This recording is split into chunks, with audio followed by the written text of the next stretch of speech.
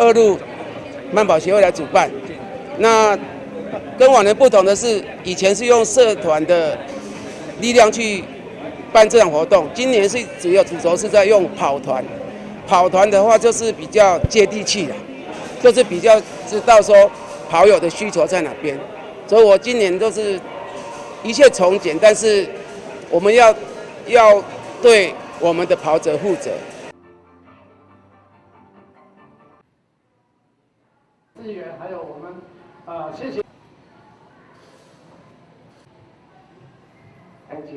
So they wanted to know why is Ørsted sponsoring this marathon and what kind of objectives you want to achieve. Okay, well, we are very proud as Ørsted, as a company, to be the main sponsor of the Lugang Marathon for the first time. Ørsted as a company will be building the first large-scale offshore wind projects here in Songwon, and we will also have part of our assets in Lugang. We have a very large interest in being engaging with the local community, as we will be employing a lot of people, and we will be here for at least 30-35 years and operating the wind farm to produce clear and renewable energy for the entire Taiwan. 好哦。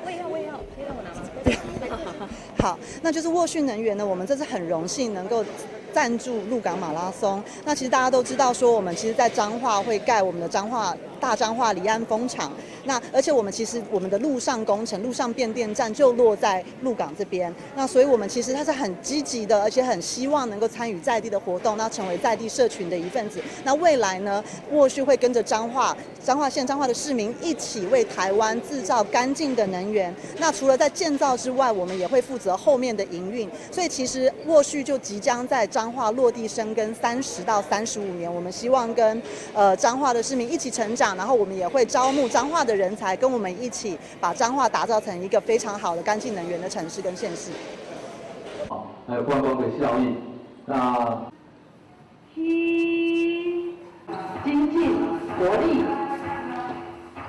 在地不管是文化或是我们的乡土民情的一个热情，可以说是 CP 值最高的一个鹿港马拉松加上呢二路慢跑协会陈理事长带领筹备好多的时间也在公底11月17一定最好的呈现这10月到12月有7场预计会有4万人参与，会创造1.2亿的这个商机那今天是我们这个鹿港马起跑的记者会那我在这里也呼吁全国的喜欢慢跑的好朋友都能够来彰化共襄盛举。